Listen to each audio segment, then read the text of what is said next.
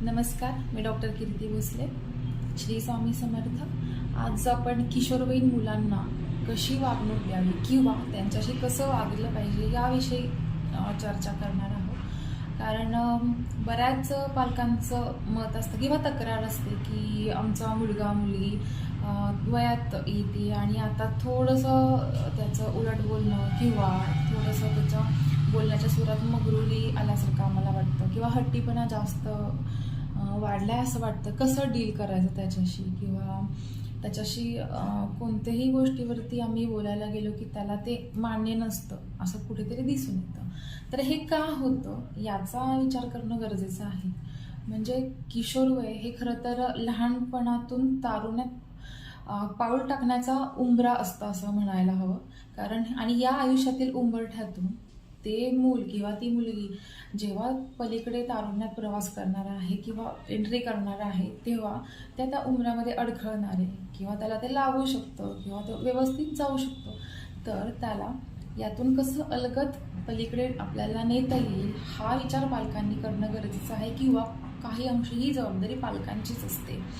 कारण लहान मूल जेव्हा चालतं किंवा दरवाजाच्या बाहेर जायचा प्रयत्न करायला लागतं त्यावेळी आपण त्याच्याकडे ज्या पद्धतीनं लक्ष देतो की बाबा जाऊ तर द्यायचं, ते शिकायला तर हवं, त्यांना बाहेर जायला चालायला हवं, परंतु ते त्या उंबरठ्यामध्ये अडखळलं नाही पाहिजे किंवा ते व्यवस्थित गेलं पाहिजे पलीकडे. आणि म्हणून आपण लांबून त्याच्यावर लक्ष ठेवतो आणि जेव्हा ते अडकळतं तेव्हा त्याला मदत करतो किंवा मग ठेचकळलं लागलं तर त्याला उचलून घेऊन प्रेमाने गोंजावून वगैरे शांत करतो.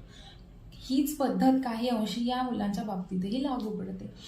कारण या वयात त्यांच्यामध्ये शारीरिक मानसिक बदल होत असतात. तर शारीरिक बदल का आपल्या हातामध्ये नसतात, पण मानसिक बदल त्यांना व्यवस्थित रूट लावून देणं हे पालकांच्या हातात असतंच. कारण त्या मुलांनाही कळत नसतं की नक्की आपल्यासोबत हे काय घडतंय. हार्मोनल चेंजेस होत असतात आणि हे सगळं त्यांच्या बाबतीत पहिल्यांदाच घडत असतं. त्यामुळे थोडीशी गोंधळलेल्या अवस्थेत काही वर्ष ही मुलं असतात, टीनेजर्स ज्यांना असं म्हणतो आपण. आणि थोडंसं पालकांच्या हातात असतं कारण पालकांनी त्यांच्यासोबत संवाद ठेवायला हवा. कारण या मुलांच्या वयात आल्यानंतर त्यांना थोडंसं स्वतःचं मत बनलेलं असतं किंवा ते स्वतःचा विचार करू लागलेले असतात की मी कोणीतरी आहे, माझं काहीतरी अस्तित्व आहे, मला माझं मत आहे आणि ते मला मांडायला हवं. एक कॉन्फिडन्स त्यांच्यामध्ये किंवा काही मुलांमध्ये ओव्हर कॉन्फिडन्स सुद्धा म्हणू शकतो असंही आलेलं असतं. आणि त्यामुळे कोणत्याही बाबतीत त्यांना आपलं मत विचारात घ्यावं किंवा आपल्याला विचारावं अशी इच्छा निर्माण झालेली असते. आणि मी काहीही करू शकतो किंवा मी हे करूच शकते, मला जर कोणी अडवलं तर त्यांना ते सहन होत नाही, मग त्याच्यावरून ते वाद घालतात. मग ते आजपर्यंत ऐकणारं मूल आपल्याला आता ऐकत नाही किंवा उलट बोलते असं आई वडिलांना वाटू लागतं. पण त्यावेळी जर त्यांनी त्याच्याशी व्यवस्थित संवाद साधला, मैत्रीचं नातं म्हणण्यापेक्षा कसं अगदीच मैत्र म्हणजे भावना मित्रत्वाची यायला हवी. अरे यार काय तू अशा गोष्टीत बोललं पाहिजे असंच काही नसतं. त्या मुलाला किंवा त्या मुलीला आपण काहीही केलं किंवा त्याची एखादी चूक झाली तर आपण आपल्या आईवडिलांना हे सांगितल्यानंतर ते त्याला समजून घेतील, 4 शब्द सुनावतील, पण यातून आपल्याला बाहेर पडण्यासाठी मदत करतील किंवा हे जे काही घडतंय आपल्या आयुष्यात किंवा जो काही त्या मुलाचा मुलीचा प्रॉब्लेम आहे तो सॉल्व्ह करण्यासाठी नक्कीच मदत करतील. हा विश्वास त्या मुला किंवा त्या मुलीच्या मनामध्ये रुजवता आला पाहिजे किंवा तो रुजला गेला पाहिजे. आणि हे पालकांच्या मुलांच्या संवादातून किंवा मोकळेपणाने जेवढा संवाद घरात असेल, दिवसभरातल्या घडणाऱ्या गोष्टी सगळे शेअर करत असतील, एकत्र जेवण होत असेल, अशा घरांमध्ये ते होतं. पूर्वी एकत्र कुटुंब पद्धती होती. बरेच पालक असंही म्हणतात की आमच्या वेळी असं काही नव्हतं, आम्ही किती चांगलं राहायचो, आमच्या आई वडिलांचा आमच्यावर धाक होता. तर आपल्या मुलांवर सुद्धा आपला धाक असायला हवा, हा विचार कुठेतरी थोडासा आता या जगात किंवा आत्ताच्या घडणाऱ्या या सोशल मीडियाच्या युगात थोडासा खटकणारा ठरतो. कारण धाक असणं म्हणजे जर तुमचा धाक असेल, जर तुम्हाला मुलं घाबरत असतील तर ते तुम्हाला वचकून राहतीलही, परंतु जेव्हा त्यांच्यासोबत एखादी घटना घडेल किंवा काही चूक त्यांच्या हातून घडेल तेव्हा ते तुम्हाला सांगायला येणार नाही किंवा त्यांना हे आपण जर घरात सांगितलं तर आपल्याला आईवडील ओरडतील, रागवतील, अपमान होईल किंवा किंवा दुसरं काही पद्धतीनं ते त्यांचा राग व्यक्त करतील, ही भीती मुलांमध्ये असते आणि या भीतीपोटी ते तुमच्याशी ते शेअर करत नाही. मग यातून काय होतं की त्यांना गोष्टी लपवायची किंवा गोष्टी न सांगण्याची, एकटं राहण्याची, स्वतःच त्याच्यावरती काहीतरी कन्क्लुजन सोल्युशन काढून मग त्याच्यामधून अजून दुसरी चूक होते, अशी सवय त्या मुलांना लागून जाते. म्हणून धाक असावा, पण थोडंसं कसं तो मानसिक रूपात किंवा भावनिकदृष्ट्या मुलांना असं वाटलं पाहिजे की या गोष्टीमुळे मला आई रागवेल, वडील रागवतील, पण ते मला समजून घेतील. हा विश्वास त्यांच्या मनात जर असेल तर ते तुमच्यापासून कुठलीच गोष्ट लपवणार नाहीत. आणि काही त्यांना अडचणी असतील किंवा कोणत्या गोष्टींविषयी शंका असतील, मग भावनिक असतील, विचारांमध्ये असतील, कोणत्याही बाबतीत असतील, तर ते तुम्हाला नक्की येऊन बोलून दाखवतील. यासाठी आपला मनमोकळा संवाद असायला पाहिजे. परंतु आता काय होतं की या वयात असणाऱ्या मुलामुलींमध्ये इतके लवकर हे हार्मोनल चेंजेस होत असतात की वाद व्हायचं प्रमाण लवकर होतं. कारण आईवडील नोकरीला असतील तर त्यांचे बाहेरचे टेन्शन्स असतात, ते घरात आल्यानंतर मुलांनी असं चुकीचं काय केलं तर तो त्यांचा राग मुलांवर निघतो. मुलांना पण असं वाटतं की मी एवढीशीच तो गोष्ट केली होती, त्यासाठी एवढं बोलायची काय गरज होती. किंवा इतरांपुढे जेव्हा घरात पाहुणे येतात किंवा आजूबाजूचे इतर कोणी असतं तर मुलांना टोमणे मारणं किंवा ही गोष्ट करतच नाही, कामच करत नाही, आगाऊच आहे, किंवा आमचं हे बघा ह्याच्यापेक्षा लहान आहे, त्याला त्याच्यापेक्षा जास्त अक्कल आहे, पण ह्याला काही समजत नाही, हिला काही समजत नाही, असं जेव्हा त्यांच्यासमोर बोललं जातं त्यावेळी ते उत्तर देत नाहीत. परंतु बॅकअप द माइंड कुठेतरी हे त्यांच्या मनात राहिलेलं असतं, त्यांच्या सुप्त मनात साठून राहिलेल्या गोष्टी त्या कधी ना कधी पुढे जाऊन बाहेर पडण्याची शक्यता असतेच. आणि या गोष्टी त्यांच्या डोक्यात राहतात की आई वडील माझ्यापेक्षा याला जास्त महत्त्व देत आहेत किंवा त्याची बाजू घेत आहेत. तसं नसलं तरी सुद्धा त्या मुलाला ते वाटणं आणि त्याच्या मनात कायमस्वरूपी राहणं हे स्वाभाविक आहे. त्यामुळे ह्या गोष्टी शक्यतो पालकांनी टाळल्या पाहिजेत की त्याला तुम्हाला वाटतंय ना तू चुकीचं आहे बाबा, तुझं असं असं आहे, त्याला तुम्ही एकांतात सांगा. सगळ्यांसमोर सांगितल्यानंतर या वयात थोडासा तरी अहमपणा किंवा मी कोणीतरी आहे, माझं काहीतरी इमेज आहे किंवा चांगली असायला हवी असं त्या मुलांमध्ये वाटायला लागलेलं असतं. आणि त्यावेळी आपण असं बोलतो, बाहेरच्या समोर टोमणे वगैरे मारले जातात, तर हे त्या मुलांना सहन होत नाही. अगदीच मानसिक छळ असंही त्यांना वाटू शकतं की मला माझ्या भावनेला, माझ्या इमोशन्सला यांना काहीच महत्त्व नाही आहे किंवा यांना त्याचं काहीच पडलेलं नाही आहे की मला या पाहुण्यांसमोर बोलल्यानंतर मला काय वाटेल, माझ्या मनात काय आहे हे माझ्या आईवडिलांना का कळत नाही आहे, किंवा माझे काहीतरी बाजू आहे ते समजूनच घेत नाहीत, मग माझे आईवडील मला समजून घेतच नाहीत, हे त्यांच्या मनात राहून गेलेलं असतं. आणि याचा परिणाम मग ते घरात राग करणं, एकटंच राहणं, घरात काहीही शेअर न करणं, असा चुकीच्या पद्धतीनं ते एक्सप्रेस व्हायला चालू होतं. आणि मग हे आईवडिलांना खटकायला लागतं. मग परत तू असाच वागतोयस, तू असं का करतोयस किंवा तू अशी का करतेस, हे तुला शोधताय का, तुझ्या वयाची मुलं बघ, ती बाजूची मुलगी बघ किंवा तो बाजूचा मुलगा बघ कसा करतोय, ते कसं राहतात. अरे तुम्ही ही तुलना नाहीच करायला पाहिजे. प्रत्येक मूल त्याचं वेगळं असतं, त्याच्या काही ॲक्टिव्हिटीज असतात, त्याचे गुण असतात किंवा दुसऱ्या मुलात सुद्धा गुण अवगुण हे सगळं असतं त्याच्यामध्ये. कारण कदाचित त्याचे पालक तुमच्या मुलांचं उदाहरण त्यांना देत असावेत, परंतु तुम्ही हे जेव्हा दुसऱ्याचं उदाहरण देता तेव्हा त्या मुलांना असं वाटतं की मग ते आई वडील त्यांना ह्या गोष्टी घेऊन देत आहेत, तुम्ही घेताय का, तुम्ही माझ्यासाठी मग मी हवं ते मागेल ते देता का, मग तुम्ही माझी तुलना त्यांच्याशी का करताय किंवा त्याच्याशी का करताय. आणि कुठेतरी द्वेष किंवा ईर्ष्या निर्माण होते अशा मुलांमध्ये. त्यामुळे हे अतिशय नाजूक वय असतं आणि या वयात पालक मुलांशी जे वागतात ते खूप जास्त प्रमाणात ते लक्षात ठेवतात. ते मनमोकळे वागत असतील किंवा अगदी खूप समजून घेऊन मुलांना वागत असतील, समजावत असतील, तर थोडासा सॉफ्ट कॉर्नर आई वडिलांबद्दल आलेला असतो की, आणि ते संस्कार जे लहानपणापासून तुम्ही त्यांच्यावर करत आलेले असतात त्याचाही पगडा त्यांच्यावर असतोच, नाही असं नाही.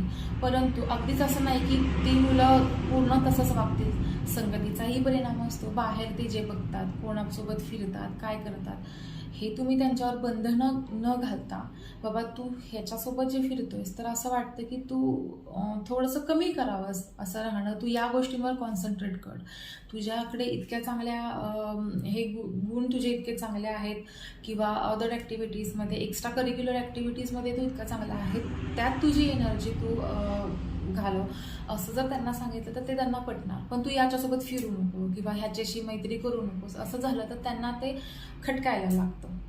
आता तर आपण बघतो की लहान मुलांना अगदी मूल जन्माला आल्यापासून त्याच्या हातात मोबाईल हा जातोच. आणि जर आपण ते कंट्रोल करू शकत नसू तर आपण एक गोष्ट कंट्रोल करू शकतो की त्यांनी काय बघावं किंवा त्यांनी काय फॉलो करावं. जे आपण बघतोय, जे आपण करतोय, जे आपण फॉलो करतोय सोशल मीडियावरती, ते मुलं आपोआप करायला लागतात. जेव्हा पालक म्हणतात की आमच्या वेळी असं नव्हतं, तर तुमच्या वेळी तसं वातावरण नव्हतं किंवा तुमच्या वेळी तुमच्या आईवडिलांकडे सुद्धा कदाचित मोबाईल नव्हते. त्यामुळे थोडंसं त्यावेळी वेगळं कुटुंब पद्धती किंवा वेगळं हँडल करण्याची पद्धत मुलांना वेगळी होती. परंतु आता थोडंसं अग्रेसिव्हनेस किंवा आर्ग्युमेंट करण्याच्या गोष्टी जास्त वाढत चालल्या आहेत आणि मुलं सोशल मीडियावरती किंवा टी व्हीमध्ये जे काही बघतात त्याच्यामुळे त्यांच्यावरती हार्मोनल चेंजेस लवकर व्हायला लागतात. आणि कदाचित यामुळेच की पूर्वी मुलींना मासिक पाळीचं प्रमाण 13व्या वर्षी किंवा 7वी नंतर 8वीच्या वयात वगैरे यायची. परंतु आता मुलगी 5वीला गेल्यानंतरच तिला पाळी आल्याचं बघायला मिळतं किंवा मुलांना सुद्धा खूप कमी वयात ते लवकर वयात येत आहेत असं वाटतं. तर त्याचं कारण हेच आहे की हार्मोनल चेंजेस लवकर घडायला लागलेत आणि ते जे काही बघतात आजूबाजूला त्याच्यामुळे त्यांच्या मनावर त्याचा 100% परिणाम हा होणारच आहे. तो होणारा परिणाम आपण कसा एक्झिक्यूट आपल्याला व्यवस्थित करता आला पाहिजे. ते मुलं काय बघताय की तुम्ही काय बघायला पाहिजे, तुमचं अगदीच त्यांना करिअर बघा, फ्युचर बघा, ह्याचं बर्डन तुम्ही आत्ताच नाही द्यायला पाहिजे. तू एक चांगला व्यक्ती घडण्यासाठी तुला कसं वागलं पाहिजे किंवा आत्ता तुला ज्या मुलांबद्दल किंवा मुलीला मुलांबद्दल आणि मुलाला मुलींबद्दल अट्रॅक्शन वाटणं हे स्वाभाविक असतं या वयात.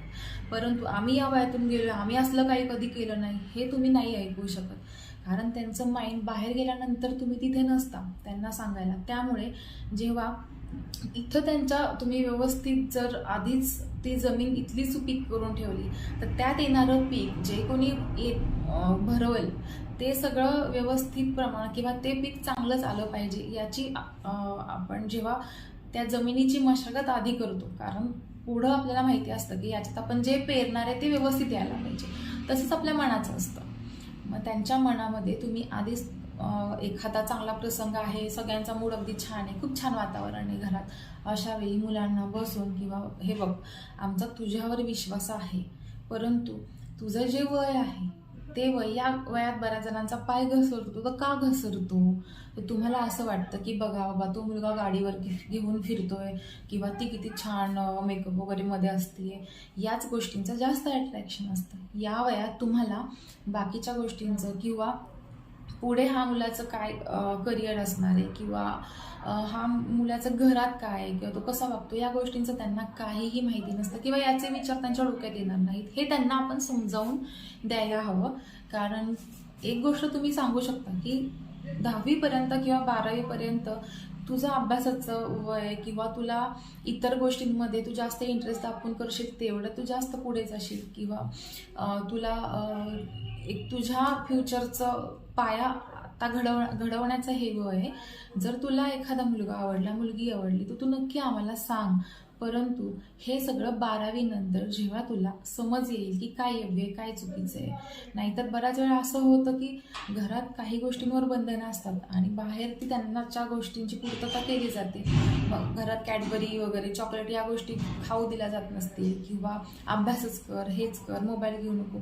आणि हीच गोष्ट त्या मुलीला किंवा मुलाला बाहेरून मिळाली किंवा मुलीला एखादा तिच्यापेक्षा जास्त वयाच्या मुलानं ते मोबाईलची तिची हाऊस भागवली किंवा तिला चॉकलेट्स देणं, गिफ्ट्स देणं, या गोष्टींचं खूप अट्रॅक्शन असतं. आणि या गोष्टीचं त्यांना मिळायला लागला तर एक भावना येते की घरात मला इतकी बंधनं आहेत आणि याच्याकडून मला ते सहज मिळते, म्हणजे याला माझी जास्त किंमत आहे किंवा हा माझा जास्त विचार करतोय, माझ्या मनाचा जास्त विचार करतोय. परंतु माझ्या आईवडिलांना याचं काही वाटत नाहीये आणि या भावनेतून कुठेतरी त्यांचं कल दुसरीकडे वळायला लागतो आणि त्यांचं वाईट मार्गाला ती जाऊ शकतात. म्हणून त्यांनी या गोष्टी त्या त्या वयात समजावून देणं की तू चांगलाच आहेस, तू चांगलीच आहेस, आमचा तुझ्यावर पूर्ण विश्वास आहे, परंतु तुझं हे जे वय आहे जसं म्हणतात 16वं वरीस धोक्याचं, पण ते का धोक्याचं आहे हे तुम्ही त्यांना खूप सौम्य भाषेत जेव्हा समजावून सांगाल आणि हे वय धोक्याचं आहे, पण तुमच्या यशाची सुरुवात करण्यासाठी हेच वय मोक्याचं आहे, हे तुम्ही त्यांना समजावून द्यायला हवं. आणि नक्कीच ती समजावून घेतात. फक्त तुमची सांगण्याची पद्धत थोडीशी बदलली, मुलांच्या मनाच्या कलाने घेतलं, आपण जे बोलतोय याचा ठसा त्याच्या मनावर कायम राहता कामा नये. आणि म्हणूनच या गोष्टींचा विचार करून पालकांनी, जरी आपला स्ट्रेस आहे, आईला सुद्धा काही हार्मोनल चेंजेस असतात, वडिलांना बाहेरचे टेन्शन्स असतात, त्याच्यामुळे त्या दोघांची चिडचिड घरात निघणं स्वाभाविक आहे. परंतु ते मुलांनाही एका पॉईंटनंतर कळायला लागतं की आपल्या आई वडिलांची ही परिस्थिती आहे, किंवा त्यांना हे थोडंसं कुठेतरी समजायला लागलेलं असतं की आपल्या आई वडिलांच्या आपल्याकडून काय अपेक्षा आहेत, आपण काय केलं पाहिजे, किंवा त्यांची समाजात जी काही प्रतिष्ठा आहे त्याच्यासाठी त्यांना असं वाटतं की मी माझ्या हातून काही चुकीचं घडायला नको, तर मी तसं वागलं पाहिजे. हे त्यांना हळूहळू समजावायला लागतं, जेव्हा तुम्ही त्यांना हे समोर अगदी ठासून सांगत नाही की हे बघ, हे तू करायचंच नाहीयेस, हे आपल्यात चालत नाही, तू हे करायचं नाही.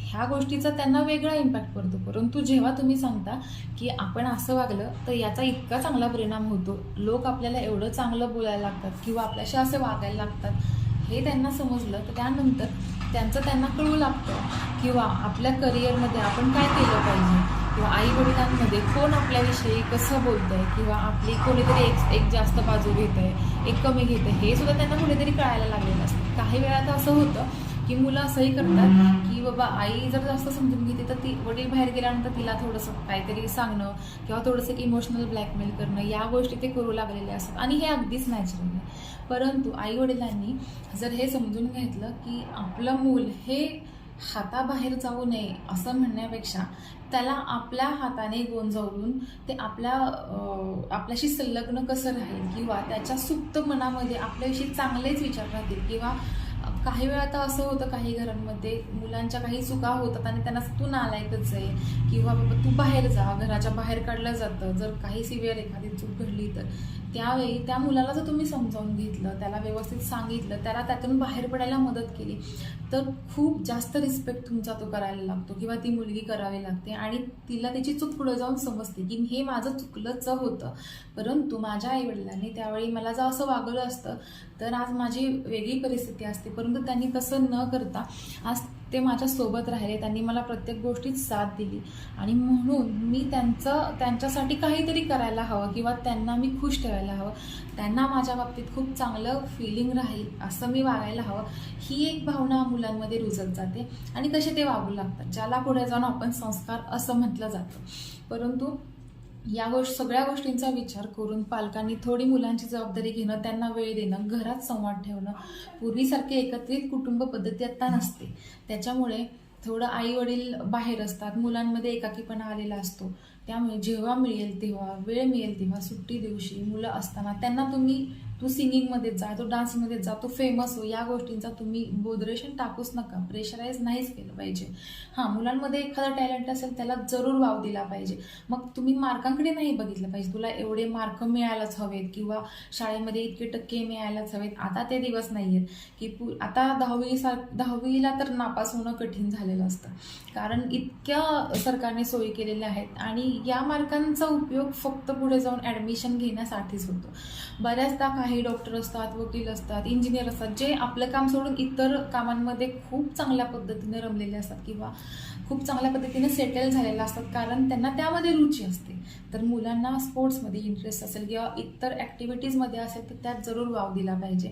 परंतु जबरदस्ती माझं मूल फेमस व्हायला पाहिजे किंवा रील्समध्ये जसे सगळे फॉलोअर्स मिळायला हवेत म्हणून खूप लहान वयात त्यांना वेगवेगळा एक्सप्रेशन देणं शिकवलं जातं, किंवा अतिशय काही अशा गाण्यांवरती त्यांना डान्स करून घेतला जातो, रील्स बनवले जातात. नाही आता हा ट्रेंड आहे ना, मग ह्या ट्रेंडचं रील्स बनव. पण तुम्ही हा विचार करायला हवा की जे आपण बनवायला लावतोय मुलाला त्याचं ते वय आहे का? जर नाही आहे तर आपण हे का करतोय, किंवा माझे आईवडील आपल्याकडून हे करून घेत आहेत आणि हे काय आहे, हे गाणं काय, हे शब्द काय आहेत, याच्याबद्दल त्या मुलाच्या मनात किंवा मुलीच्या मनात कुतूहल व्हायला चालू होतं, आणि ते कुतूहल निर्माण झाल्यानंतर त्याचा शोध ते घ्यायला लागतं. जेव्हा मोबाईल हातात येतो मग त्याचा वापर ते त्या पद्धतीत करायला लागतं, आणि हे कुठेतरी आपण सुद्धा चुकीचं ठरतो. जर आपण फोन वापर बंद करणं तर आत्ता शक्य नाही आहे, परंतु त्यांनी काय बघावं किंवा त्यांनी कुठल्या गोष्टींमध्ये जास्त रमलं पाहिजे हे त्यांना न सांगता कृतीतून आपण केलं पाहिजे. आपण त्यांच्यासमोर जेव्हा त्या एखाद्या गोष्टी बघू, तुम्ही खूप चांगले लेक्चर्स बघू शकता, ते मुलांना बोरिंग वाटू शकतात, तर तुम्ही डान्स, चांगल्या गाण्यांवरचे डान्स बघू शकता किंवा सांस्कृतिक प्रोग्राम चांगले असतात ते बघू शकता. खूप चांगल्या गोष्टीही सोशल मीडियावर अवेलेबल असतात. अगदीच त्याचा बाऊ करणं योग्य नाही आहे की वाईट मार्गाला जाणारी ती गोष्ट आहे. खूप चांगला वापर त्याचा करता येऊ शकतो जर आपण केला तर. ते सर्वस्वी आपल्यावर असतं. आपण काय केलं पाहिजे, जे आपले मूल बघणार आहे आणि तेच करणार आहे ते करणारच आहे, कारण त्याच्यावरती 90% पगडा हा आपल्या विचारांचा, आपल्या वागणुकीचा आणि आपल्या संस्कारांचाच असणार आहे. आणि वरचे जे 10%तलं ते इतरत्र घेऊन येणार आहे, ते त्यांनी कसं करावं, ते ॲक्सेप्ट करायचं की नाही याची समज त्याला देणं गरजेचं आहे. आणि आपण पालक म्हणून ती नक्कीच देऊ शकतो आणि याने त्याचं भविष्य घडायला मदत होईल. घरातलं वातावरण खूप छान राहायला चालू होतं. घरात किरकिर, वाद न करता किंवा समजावून सांगण्यामुळे किंवा काही गोष्टी तू समजावून घेतल्या पाहिजेत, या गोष्टीचा आईवडिलांना आम्हाला त्रास होतो हे त्याला समजावून सांगितलं पाहिजे. तुम्ही ते मूल बोलायला लागले की लगेच डाफरलं, तू असंच आहे, तू असंच बोलतो, तू बोलूच नको, तू चुकीचंच आहे, हे जर त्याला कंटिन्यू त्याचं कान फट्यात नाव पाडलं तर ते तसंच करणार आहे की बाबा मी असंच आहे, मला हे काहीही केलं तरी असेच बोलतात, मी चांगलं वागलं तरी असेच बोलतात, वाईट वागलं तरी असंच बोलतात, मग त्यापेक्षा मी तसंच करतो ना, जेणेकरून मला असं तरी वाटणार नाही की मी चांगलं वागून पण मला असे बोलतात. असं घडता कामा नाही. म्हणून पालकांनी याचा विचार करणं गरजेचं आहे. शिक्षकांचीही तेवढी जबाबदारी आहे आणि मुलांनाही मग त्यांच्या कलाने घेतलं तर ते सुद्धा व्यवस्थित वाटेवरती जातील आणि त्यांचा तारुण्यात एंट्री करायचा जो लहानपणातून तिकडे जायचा उंबरठा आहे तो अलगद आपण पार करून देऊ शकतो. आपल्याला जर हा व्हिडिओ आवडला असेल तर आपण नक्की लाईक करा, आपली मतं कमेंटमध्ये कळवा आणि तुम्हाला अशा अनेक इन्फॉर्मेटिव्ह गोष्टी हव्या असतील, त्याचं नोटिफिकेशन तुम्हाला यावं यासाठी तुम्ही आपल्या चॅनेलला जरूर सबस्क्राईब करा. धन्यवाद.